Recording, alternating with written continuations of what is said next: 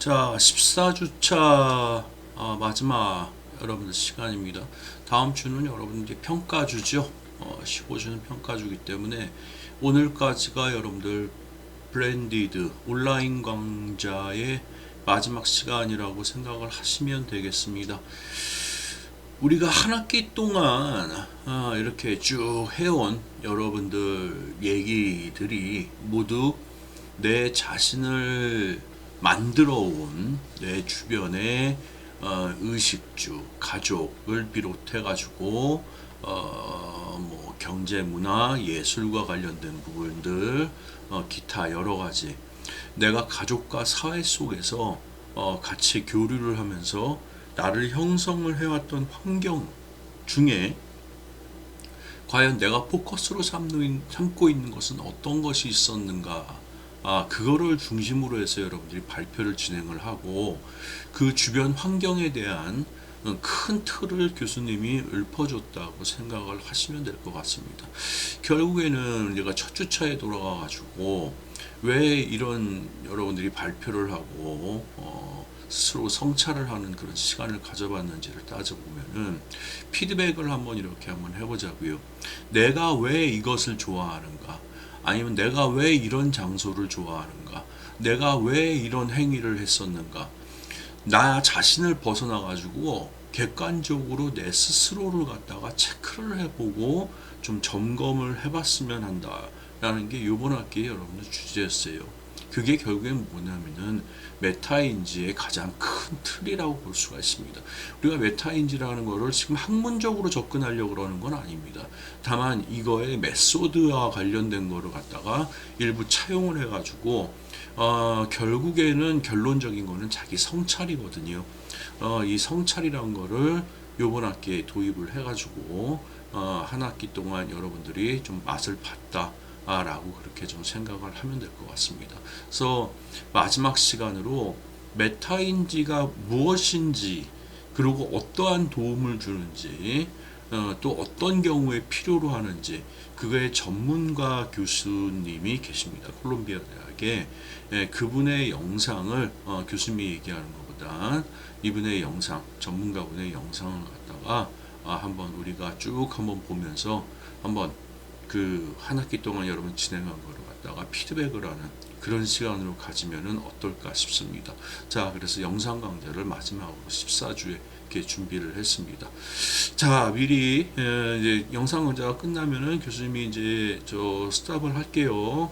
미리 인사를 합니다만 여러분들 한 학기 동안 정말 수고 많이 했고, 그리고 재미없는 수업일지 모르겠습니다만은 이렇게 듣느라고 고생 많이 했는데, 좀 전에 얘기했다시피 스스로에 대한 질문을 한 번 정도 해보는 타이밍을 가졌다 그러면은 그것만으로도 여러분 충분히 이득이 되는 그런 시간이 아니었을까 그렇게 생각을 합니다. 자, 영상 한번 쭉 보고 오늘 14주차 마지막 수업 마치는 걸로 하겠습니다. 다음 주 15주 여러분들 평가주죠. 그 내용 숙지하고 준비 잘 해오시길 바랍니다. 자, 시작 한번 해볼게요. 한국에서 메타인지는 내가 나 자신을 다시 바라보는 거다. 여기까지는 잘 배운 것 같아요. 왜 메타인지가 아직까지 어렵지? 정확하게 메타인지를 어떻게 사용할 수 있는지, 미싱하는 게 뭔지 생각하니까 더 설명했어야 되는데 아직 못했던 게, 네, 사실은 제가 메타인지 연구를 오랫동안 했거든요. 메타인지는 두 단계가 있어요. 모니터링이라는 게 있고 컨트롤이라는 게 있어요. 그래서 이런 얘기를 많이 했지만 한국에서 메타인지는 모니터링이구나. 내가 나 자신을 다시 바라보는 거다. 여기까지는 되게 잘 배운 것 같아요. 그게 틀린 것도 아니고 우리가 우리 자신에 대해서 다시 한번 바라보는 게 중요하다. 근데 제가 조금 더 설명했어야 되는데 아직 못했던 게 그 두 번째 부분이에요. 컨트롤은 모니터링 한 다음에 더 많은 것을 어떻게 배울 수 있는 행동을 선택하는 거거든요. 예를 들어 그냥 학생이 공부하면서 읽으면서 막 모니터링을 해요. 이거는 왜 이렇게 어려워? 너무 어렵다. 이거 너무 오래 걸린다. 그러면 자신을 봤어요. 이거는 내가 아직 모르는 내용이다. 근데 여기 너무 어렵기 때문에 1시간 더 공부를 해야 되겠다. 그게 컨트롤이거든요.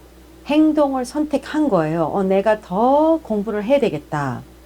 그런 컨트롤 부분은 조금 우리가 한국에서 상상하기가 쉽고 그리고 큰 문제가 아니라고 생각해요.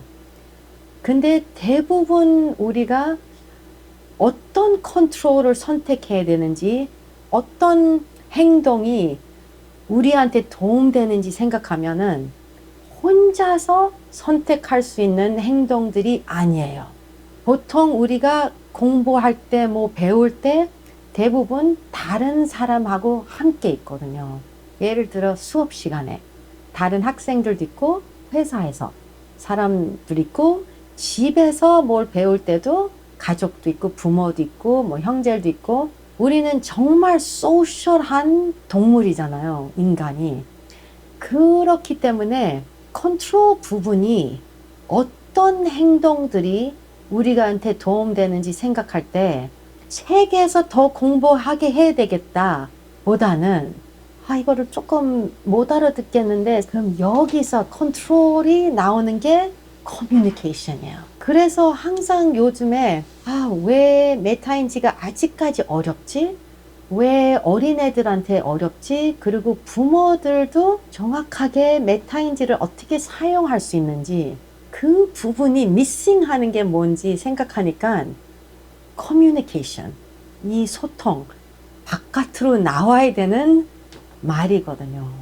그래서 손 들고 선생님, 이건 너무 어려운데요. 한 번 더 말씀해 주세요. 여기서부터 제가 사실 어릴 때 너무 어려웠던 거예요. 그리고 어른 되고 나서 쉬워지지 않아요. 한국 문화 속에는 그런 게 있어요. 말 조금 많이 안 하는 게, 그리고 조용하고 좀 이렇게 좀 대답도 안 하는 게 착한 거라고 생각해요. 겸손하다고 생각해요. 그래서 사실은 이 메타인지 컨트롤 두 번째 단계가 어려운 게 우리 다 사실 착하잖아요. 그리고 좀 안 착해도 착한 척 해야죠. 착한 척을 조금 해야 되니까 조금 나쁜 말을 해도 자기 의견이 달라도 우리가 동의 안 해도 우리가 왜 바로 말을 안 하는지 그것 때문에 메타인지 모니터링은 잘 되지만 두 번째 단계로 바로 안 가요. 그게 스톱 되는 게 있어요.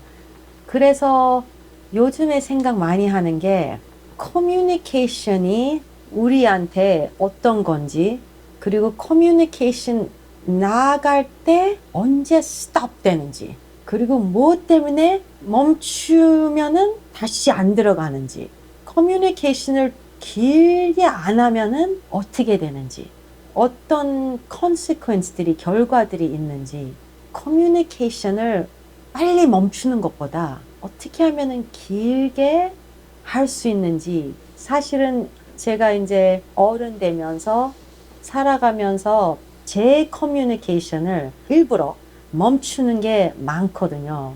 그러면 얼마나 억울한지, 이런 게 없다고 그 큰 문제 되나? 큰 문제 아니라고 생각할 수 있는데 제가 보는 이 지구 인생에서는 너무너무 중요해요. 학생들부터 어른들 될 때까지 이게 멈추게 되면은 학습도 멈추는 거고 피드백도 멈추는 거고 대화가 아예 없는 거고. 맞아요. 이게 사이클이에요. 모니터링이 그냥 끝나고 컨트롤 행동 선택하고 끝나는 게 아니에요. 모니터링 하고 그 다음에 좋은 컨트롤에 쭉 들어갔잖아요. 거기서 피드백이 들어와요. 피드백이 들어오면은 다시 모니터링, 다시 adjust, 적응이잖아요.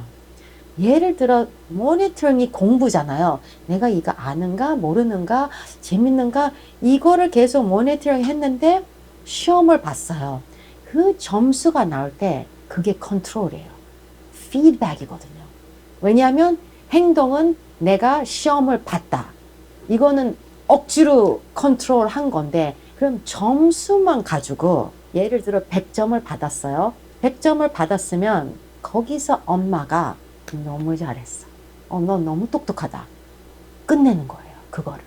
근데 더 좋은 방법은 이 사이클에 들어가게, 이 적응할 수 있게 100점을 받았지만 시험 질문지 나한테 줘. 너 100점 받았지? 근데 엄마도 이거 되게 궁금해. 그러면 딱 질문 보면서 뭐 이게 전쟁 때 이렇게 나왔는데 그거 좀 설명해봐 엄마한테. 다시 들어가는 거예요. 그리고 대부분 제가 내기를 할 수 있어요. 이것도 대부분 multiple choice 시험이었으면 시험이 하루도 안 지났는데 어떤 게 맞는 답인지 몰라요. 근데 계속 대화 들어갔으면 애가 알거든요. 이거 100점은 아무 소용 없는 거고 왜냐하면 찍는 거면은 가짜로 맞게 찍을 수 있거든요. 그러면 시간이 질러갈수록 이 100점은 빵점 되는 거예요. 여기서 이제 그 부모들이 그 끝이 점수가 아니라는 것을 알았으면 좋겠어요. 거기서 오케이 그거 뭐 100점 받았으니까 너무 잘했다. 근데 이제 엄마한테 뭐를 배웠는지 엄마한테 설명해 줘봐. 아니면 동생한테 티칭을 해줘.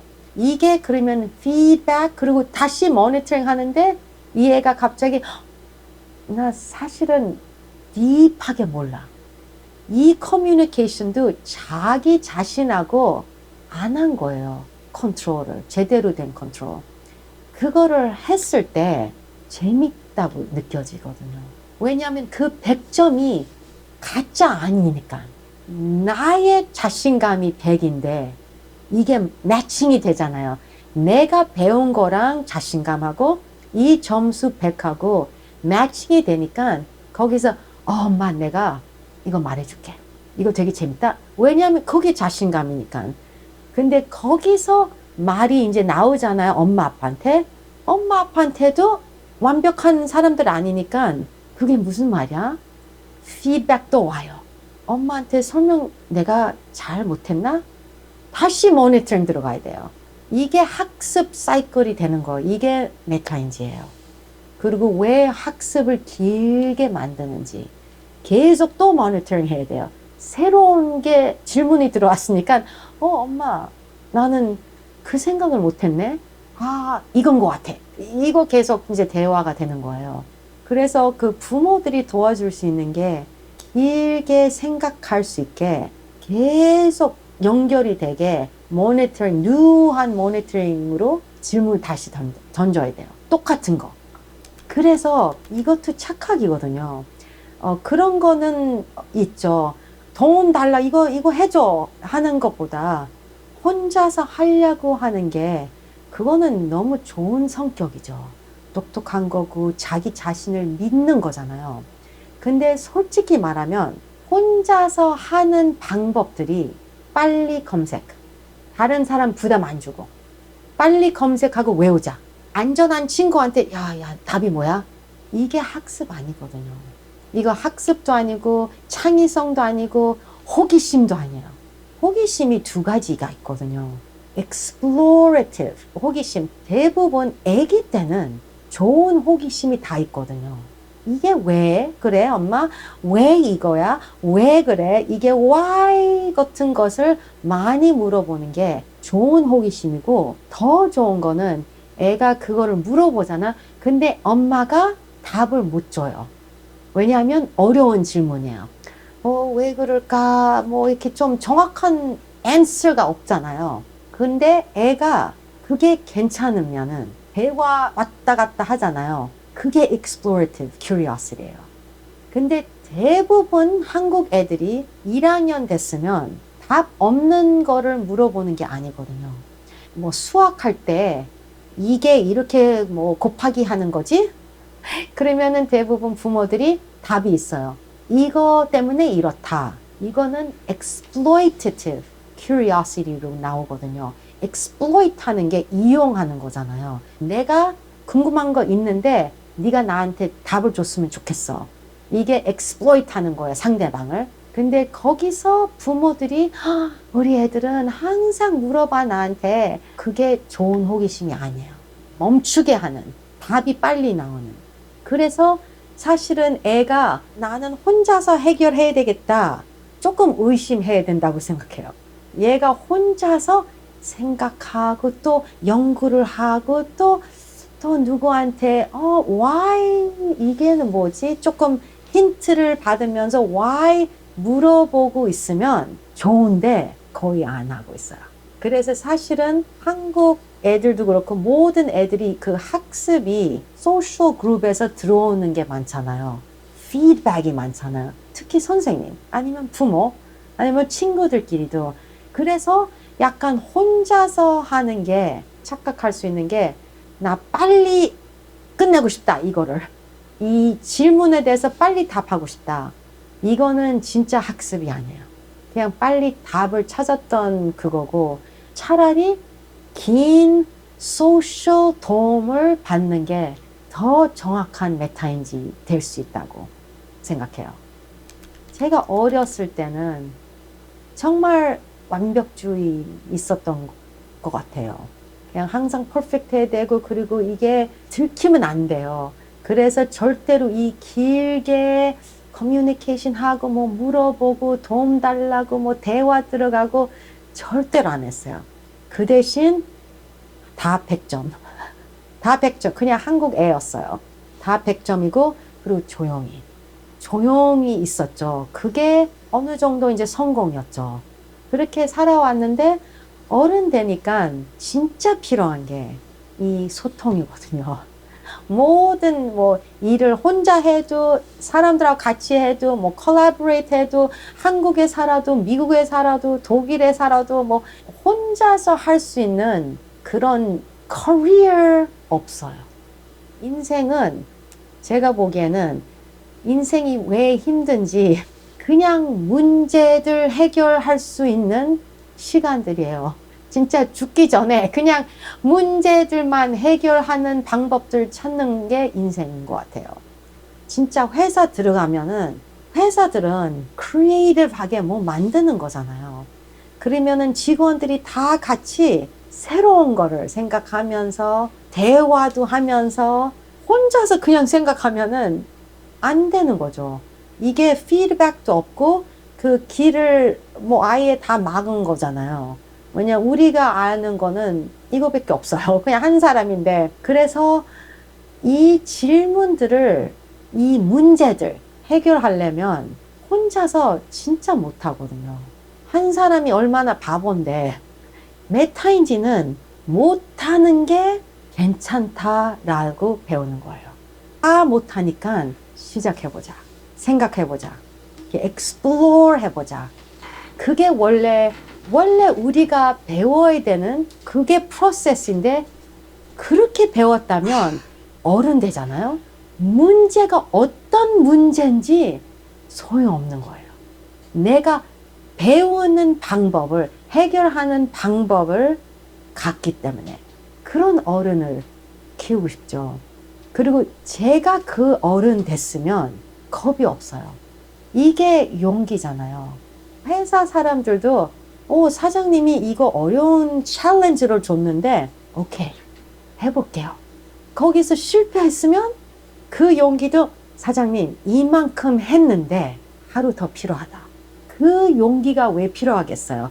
이만큼 했기 때문에.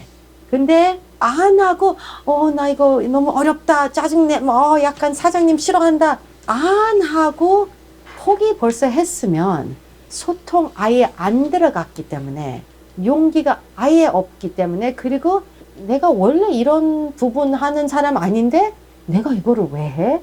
벌써 용기가 없는 사람이에요. 그러면 새로운 것도 못 배우고 relationship도 안 되고 용기가 더 눌러지니까 그런 사람들이 점점 회사 일을 싫어하게 되고 엄청 스트레스 받고 많은 사람들도 관두죠. 견딜 수가 없죠. 그게 시작하는 게 제일 어렵잖아요. 왜냐하면 시작하면 실패할까봐 이 사람한테 들키는 거죠. 이 사장한테 아니면 위에 교수한테 이게 들키면은 아예 말 안 하고 싶죠. 이 사람하고. 그럼 시작도 못하니까 이게 다 끝나는 거고 학습이 stop, 멈췄어요. 그럼 그만큼 어른밖에 안 돼요. 저는. 그리고 우리가 expertise가 있잖아요. 예를 들어 저는 메타인지에 대해서 좀 많이 배운 사람이고 근데 저는 뭐 예를 들어 통계학에 대해서 좀 부족하다.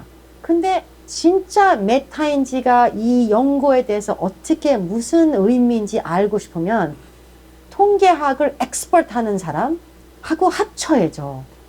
영어 말 중에서 그런 말이 있어요. Stay in your lane. 그래서 예를 들어 나는 배우인데 이제 뭐 영상에 이런 말이 나왔어. 나는 이 사람이 이런 거 잘못했다. 아니면 나는 이 사람을 투표할 거다. political한 문제들. 약간 내가 인간인데 이 나라에서 이런 거에 대해서도 관심도 가질 수 있고 알 수 있고 의견도 있을 수도 있지만 그 말 하자마자 사람들이 stay in your lane. 네가 뭔데 이런 말을 해. 그게 되게 한국 사람들이 겁이 많아요. 근데 되게 슬픈 게 내가 여기서만 살 수가 없잖아요. 문제 해결하는 사람 되려면 내가 행복한 사람 되려면 엄청 다이버스한 생각들을 가져야 되잖아요. 그리고 학습도 해야 되고. 근데 약간 한국은 이거를 멈추게 해요. 예를 들어 수학 배운 사람, 전공한 사람이 수학만 하라고. 영어 하면 영어만 해. 이렇게 하는 게 다 인지거든요. 메타인지를 하면은 다 섞는 거, 섞어서 하는 거거든요. 이거 메타인지가 basic definition이 learning about learning이거든요. learning 수학, learning 뭐 피아노, learning art 그거는 인지고 어떻게 내가 이거를 배워왔는데 이제 new 문제다. 피아노 배웠을 때 내가 이렇게 연습을 해봤는데 안 됐어 잘.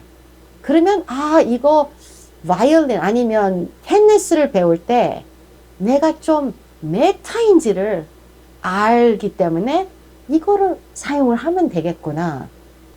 제가 예를 들어 우리 딸하고 딸 친구들 이렇게 운전해가지고 어디 뭐 carpool 할 수 있잖아. 뭐 근데 우리 딸 친구인데 딱 어디 도착하면은 아직도 차 안에 뒤에 앉아 있는데 그렇게 이제 고맙다고 말을 해요.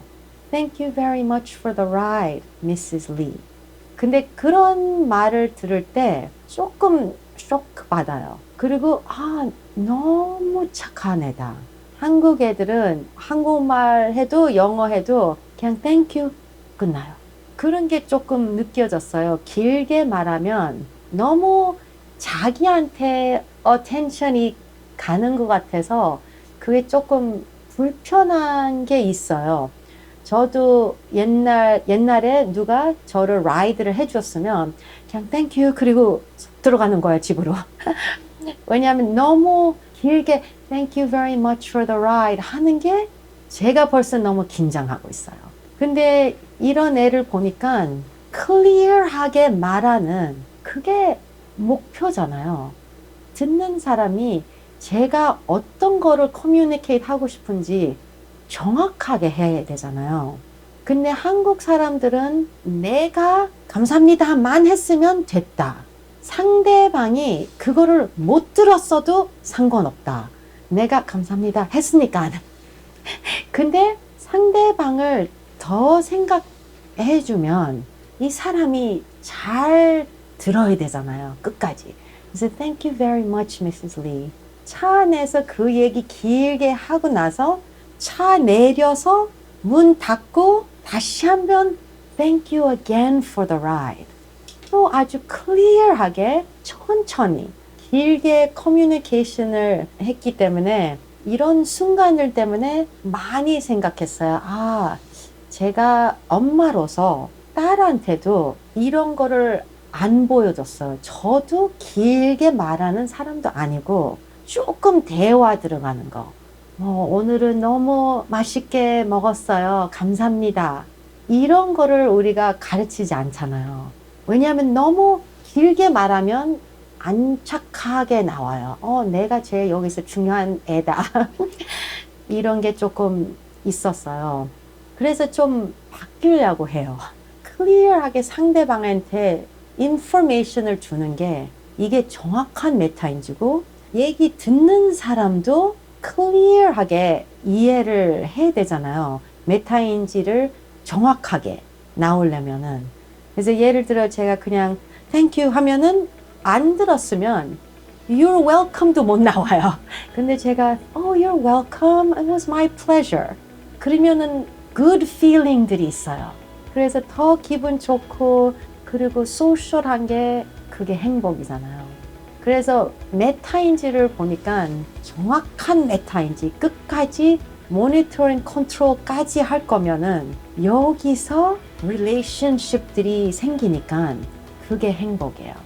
사람들하고 이렇게 relationship 만들고 build하고 계속 그거는 뭐 슬프게 뭐 외로운 거 슬픈 거 이렇게 절대로 안 되고 행복 쪽으로 더 가는 것 같아요.